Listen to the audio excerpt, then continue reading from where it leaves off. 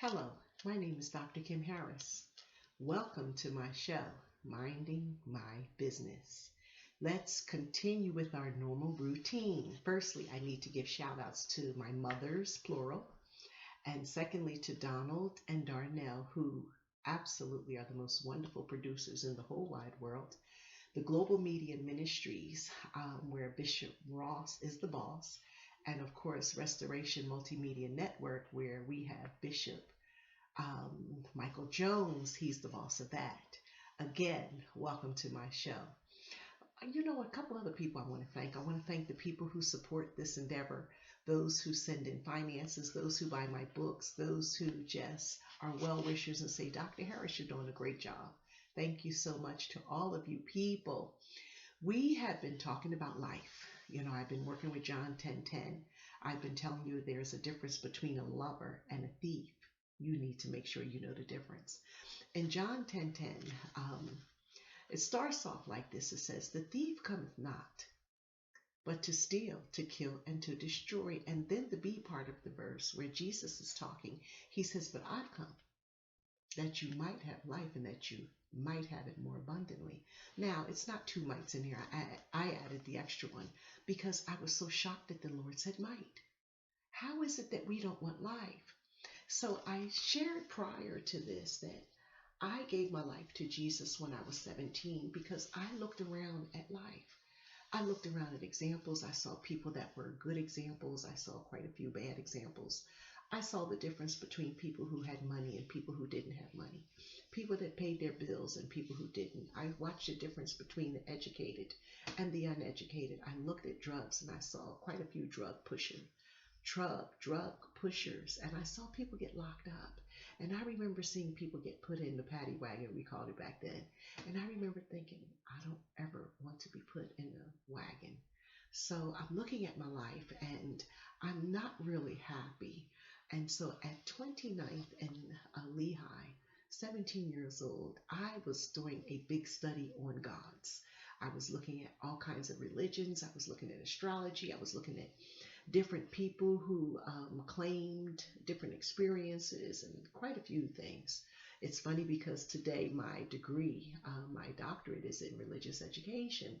So I kind of been around the religious world and looking at several things. And then one day I decided, you know what, let me just ask Jesus. I had talked to several of the other guys. I had wanted some things done. And then I said, well, you know what? I don't know who Jesus is really. I've heard of him, but I'm going to ask him, if you're God, if you're really God, can you come and help me with this thing called life? Can you help me? Because I am making a mess of this. And I also knew that I was attracting all the wrong things and involved in the wrong stuff. And I knew that that was wrong. I knew what wrong stuff looked like because I had been paying attention ever since I was a little girl. So with that said, 29th and Lehigh, I asked Jesus, I said, if you're really God, come into my heart and help me navigate this thing called life. And immediately, and I said to you, I had already asked the other gods. I had already asked several, some of the well-known ones I had already asked. The minute that I asked Jesus, it was 24 hours. I watched the Lord walk into my life, and my life was never the same. The different questions that I had, I started getting answers. And so for hours, as a 17-year-old, I did two things. I went to school, I went to computer school, and then I came home and spent time with Jesus. I had never met anyone like him. I never had anyone as nice as Jesus. Jesus was extremely nice.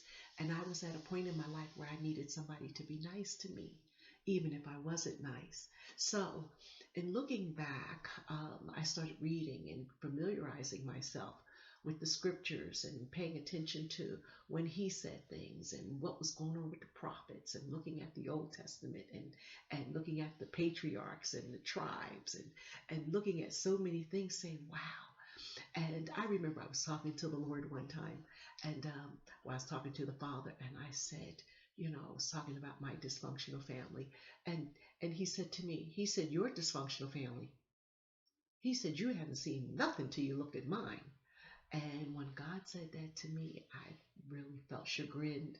It's like, you got a lot of nerve, girlfriend. Don't talk to God about dysfunctional families anymore. He's got quite a big family.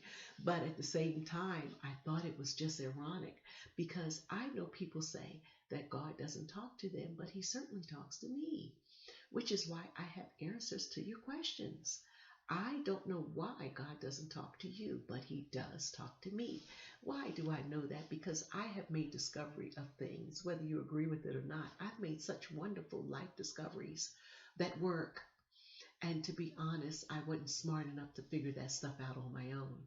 I figured it out with the Trinity alongside. I came alongside them, they came alongside me, and we figured out quite a few things. So, with that said, I'm going to continue on talking about life, but I'm going to break down the different aspects of life. And today, I'm going to bring another one of my books to surface. I told you I wrote about 6 to 8 books. I keep getting mixed up on which one it is. I think it's 8. But in the meantime, all of the books that I have written are of a supernatural nature, in that these are books that I received while in prayer, or books I received in terms of a vision or a dream, books I received as I hung out with the Trinity and they gave me instructions and I wrote stuff down. At first, I wrote it down on little sticky notes and little pieces of paper because it was just me and God doing all this when I was in my teens and early 20s. I didn't know that any of it would be pertinent, but it sure meant the world to me. And so later on, the Lord started talking to me about writing, and that's how these books came into production. I do self-publish because I wanted to control. I wanted to control what I sold and how things were available. I am since and have since started looking at some other ventures and things, that are going to make my books more available. So look out. Dr. Harris is an author, amongst other things. I'm an author, and so I am going to share and start sharing this week another one of my books. I want you to know, I don't know if you can see that. I'm going to put it as close as I can. Uh-oh, that doesn't help. Okay, this one is called Escape Route. Escape Route, we're going to start talking about an aspect of life that I found interesting. And Escape Route is about why people suffer. Why do human beings suffer? Why do we go through stuff? Why does stuff happen to us? Firstly, I'd like to get rid of a couple of sacred cows. Number one, trouble happens to everyone. Trials and temptations and tribulations happen to every culture, every race, every tribe. Everybody gets their lot and their ample amount of trouble. But what's funny is that we act like when trouble happens, it's not supposed to happen. Why did this happen to me? Why am I the one that had to get cancer? Why did my child die? Why did this go on like this? And why did this person get the job? And everybody knows I'm the more qualified. We act like trouble is not supposed to happen. And so when we look in the Old Testament and the New Testament, it's full of trouble. It's full of trials. It's full of tribulation. Jesus said it over and over again. He said, listen, don't take no thought of tomorrow, because sufficient unto the day thereof is the evil. Then it's another scripture. I want to read one to you. Here's one of my favorites. I am reading from my book. And like I said, this one's called Escape Route. And along with talking about life, we're going to be breaking down some of the different aspects in life. And this one, we're going to talk about why people suffer. So here's my favorite scripture, Romans 8:18 through 19. For I reckon that the sufferings, did you hear that? Sufferings, people. For I reckon that the sufferings of this present time are not to be worthy, or not to be compared to the glory which shall be revealed in us. but the earnest expectation of the creature, there it is, of the creature waited for the manifestations of the sons of God. Let me read another one. But we who live are always delivered unto death for Jesus' sake, that the life also of Jesus might, there's that might again, might be made manifest in our mortal flesh. So then death worketh in us, but life works in you. So I went on this journey, and I'm like, why do people suffer? The first thing I learned early is that, like I said, suffering has an appointment. All of us are going to get our share of it. And I wanted to understand why. So what happened was I lost a child, and I'm standing in front of my dresser. My baby had died. Her name was Danielle. And I'm standing in front of the dresser, and I looked back at my husband. He was trying to sleep, and I said to myself, oh, I hope he can get some sleep. And I felt so sorry for him because it was a very difficult time. There's no such thing as having a baby pass or a baby die or anyone die and you're not greatly affected. It's just no such thing as that. A family member dying is something that really affects you. So I'm standing at the dresser, and I look back at him, and I said, I'd like him to get some sleep, but at the same time, I sure would like to get some sleep. And I looked over in my doorway, and the Lord was standing there, and he said, you didn't ask me. Why didn't you ask me to help you get some sleep? And I turned back at the Lord, and I looked at him. And I didn't say anything because I was too embarrassed to say what I thought. But he heard me, because you communicate like that with the Lord. You can't hide anything from him. And this is what came out of me. I didn't know that you were still around. I thought that my daughter died because I was in trouble.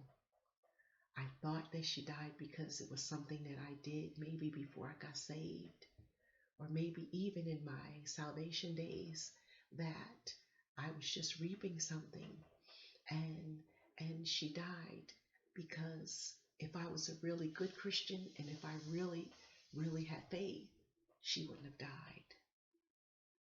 And the Lord looked at me, and he said this. He said, don't cheat me out of this time in your life.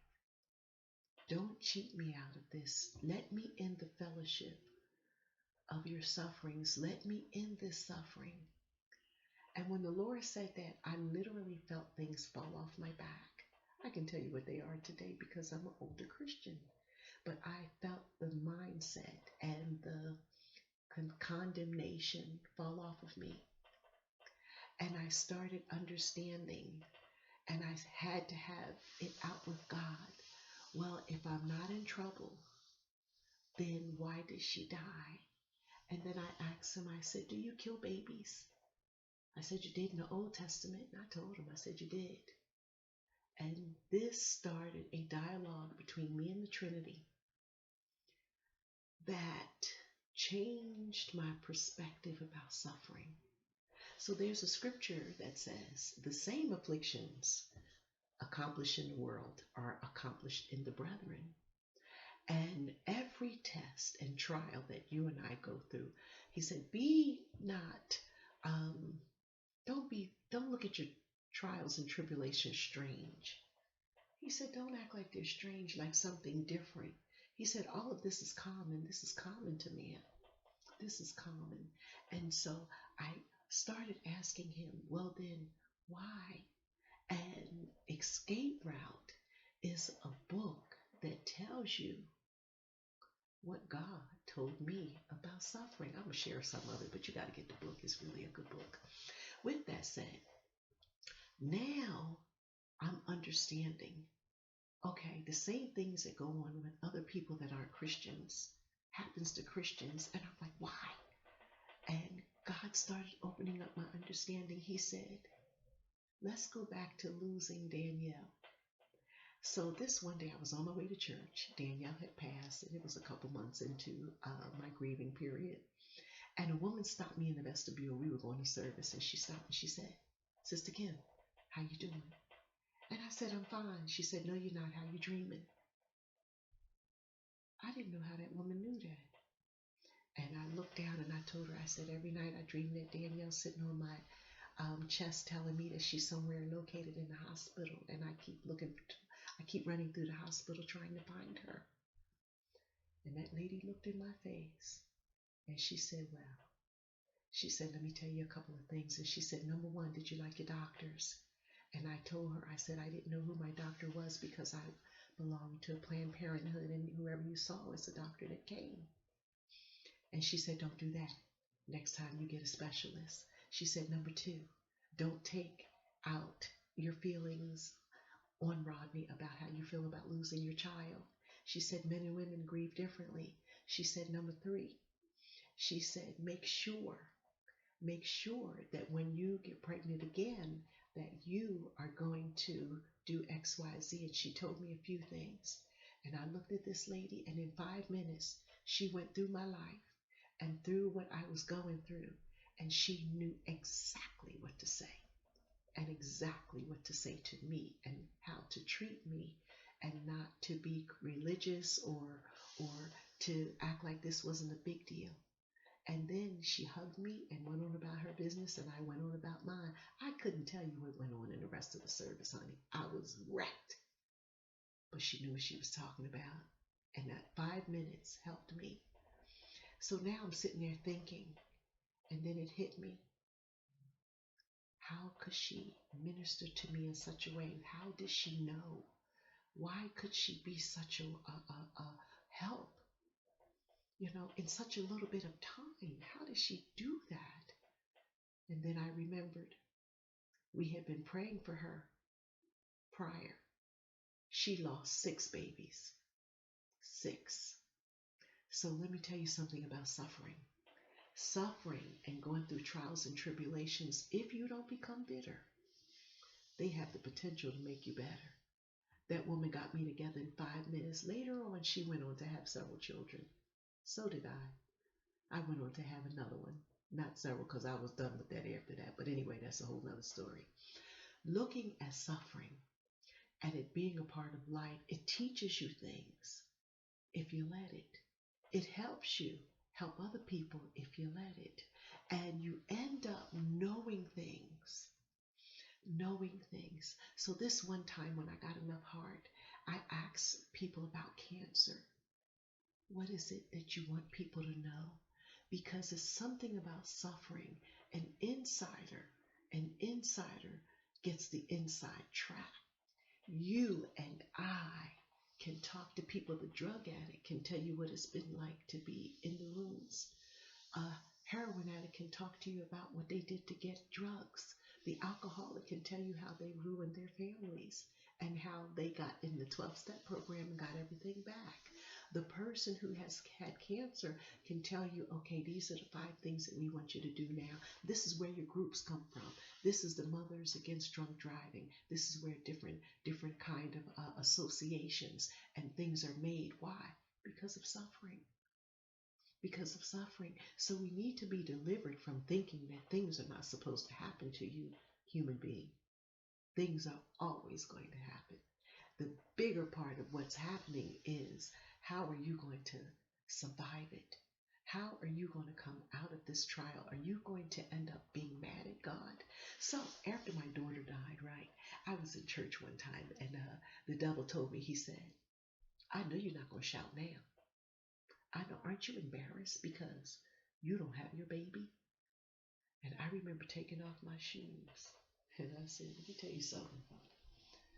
It's only 2 people here right now, me and you, and one of them is stupid, and that's not me." I took my shoes off and I danced in that church like a daggone. Let me tell you something. There was not an Olympic runner that could have cut the rug like I cut that rug that day. Oh no, honey. I told the devil, I said, the only one that can help me, the only one that can give life, the one who talks about life being something and how he can do something with this body and I'm fearfully and wonderfully made. If there's any hope, the one that says, listen, the fruit of the womb is his reward. See, I knew those scriptures. I told the devil, you know what? You got to come another way. You know what? I almost felt insulted. I almost felt insulted. How dare you? How dare you tell me to curse my Lord? You got the wrong one, buddy. And I tore the church up.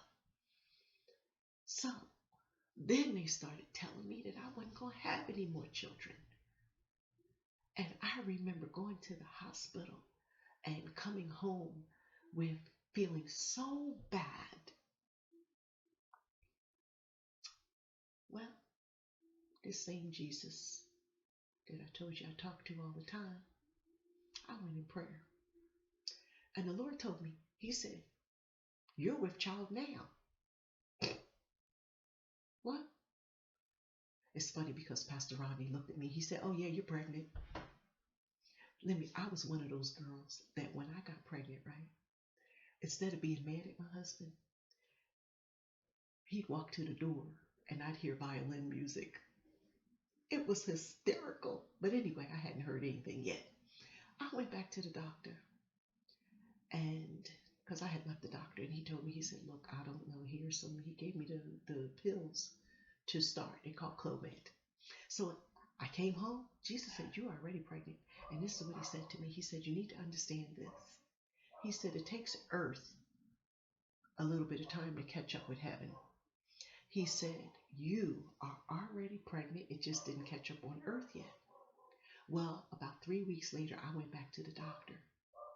And I told him, I said, you got it? Do me another test. You got it? And he patted me on the head like I was the dummy. You know what I mean? It was hysterical, honey. And he came back and he was like this, looking at me with the different paper in his hand.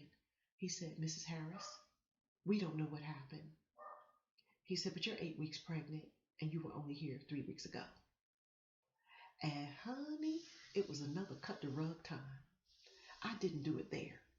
But I got in my car and I acted like somebody that had the most wonderful miracle. Why?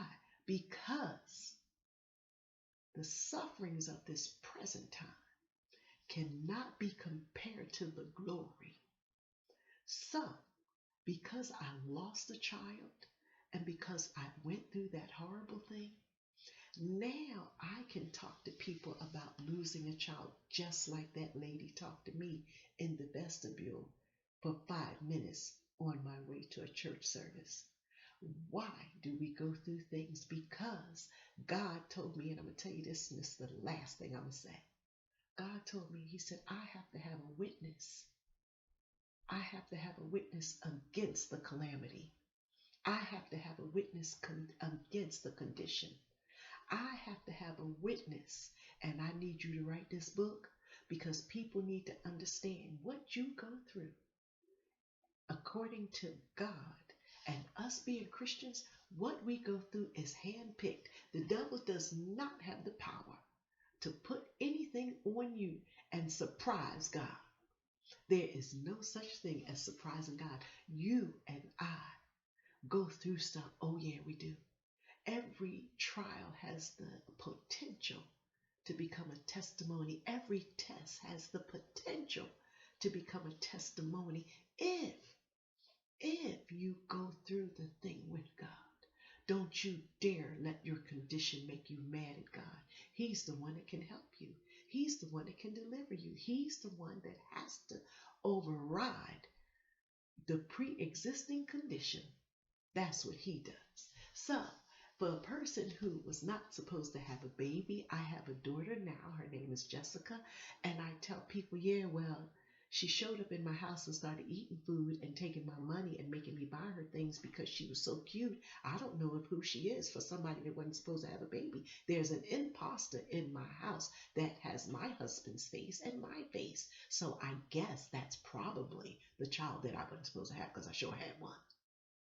Isn't God good? Isn't God marvelous? Isn't he wonderful? Let me tell you something. Don't you waste your time getting mad at God over a trial or a test or suffering. Don't waste your time. Don't waste your time. Pull your shoes off your feet and shout. Pull your shoes off your feet and raise your hands and clap uncontrollably and tell God, listen, listen, I can't get mad at you. I can't do it. You can have it out with God, but don't you dare leave him and don't you dare curse him. Don't you dare. Why did my mother die? Why are you acting like this the first time that happened? Why did my father die? Well, my father died a couple years ago. But the Lord was so gracious because when he got sick 10 years before that, the Lord told me, he said, I need you to start getting ready. Getting ready because daddy's going to go, he's going to travel sooner or later. He's not going to live forever. Let me tell you something else. I was in prayer talking to God about death and looking at how we act when people die. You know what the Father told me? He said, y'all act like I don't have a right to call my kids home. See, now you know I didn't think of that. I didn't come up with that. God is, he's just, you know, the Father's very logical, you know, and straight. That's how he is with me. He just gives me a one-liner that just cuts through it. I like it. I'm his child that likes that. Now, I know everybody can't take it, but I like it. I like it. This is Dr. Harris saying, listen, you need to get the book. It's called Escape Route. I'm going to tell you what happens to you when you learn and when you go through some suffering. I want to tell you what happens to your spirit and your body and your soul when you master a trial. Who you become a witness and you become one designated with authority. So now when I go in the room and there's somebody, I only talk about the situation with me losing a daughter when it's in the room or in the house, like we say. So I'll go to a seminar, I'll go something, and if I start talking about it, it's always a woman there who's having a rough time with pregnancy and not knowing if she can get pregnant and wondering if the baby she lost one and out, this one's going to live. And I can lay hands on her and get that baby to come to earth. It's an extravagant thing. Let me tell you that. Why? Because the sufferings of this present time cannot be compared to the glory. Let me tell you, going through it, it was difficult. But the glory of what I received, having my own daughter and being able to pray for people in the condition that I was in the condition of not knowing the heartbreak of losing a child, the heartbreak of thinking, will I ever be able to do this? This is Dr. Kim Harris saying, what are we talking about? We're talking about suffering. And we're talking about how to deal with it as a result of God being God. See you next time. God bless you, people. This was fun, wasn't it? This was good. Get the material. Look at the credits. God bless.